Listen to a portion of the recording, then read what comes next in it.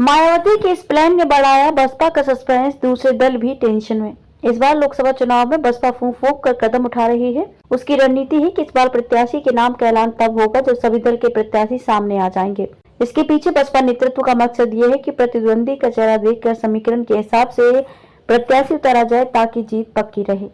बसपा में प्रत्याशी चयन का तरीका औरों से अलग है। बसपा मुखिया सुश्री मायावती ही प्रत्याशी के नाम पर अंतिम मोहर लगाती हैं और राष्ट्रीय, प्रदेश या जिला स्तर के पदाधिकारियों को भी मायावती के अंतिम मोहर के बाद ही प्रत्याशी के बारे में जानकारी हासिल होती है। प्रत्याशियों की घोषणा भी राज्य स्तर पर न होकर मंडल कोऑर्डिनेटर जिलों में प्रत्याशियों के नाम घोषित करता है। पहले चुनाव का ऐलान होने से पहले ही बसपा प्रत्याशी को लोकसभा चुनाव प्रभारी बनाकर ये संकेत देती रही है कि यही शख्स अगला प्रत्याशी होगा, मगर इस बार बसपा ने अपनी रणनीति में बदलाव किया है।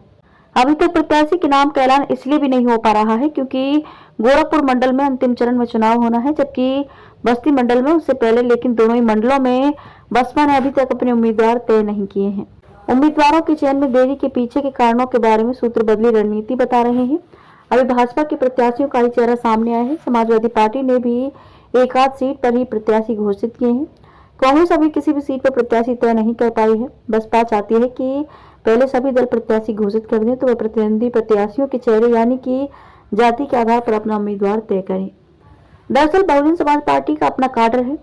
दलित समाज में पार्टी की पकड़ होने के साथ ही अन्य समाज से उम्मीदवार की घोषणा कर अब तक पार्टी अपना परचम लहराती आई है।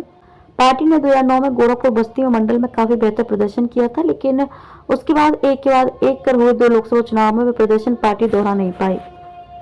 हालांकि दोनों चुनाव में मोदी लहर का हवाला दिया गया और बताया गया कि यही हाल अन्य पार्टियों कांग्रेस और सपा का भी रहा।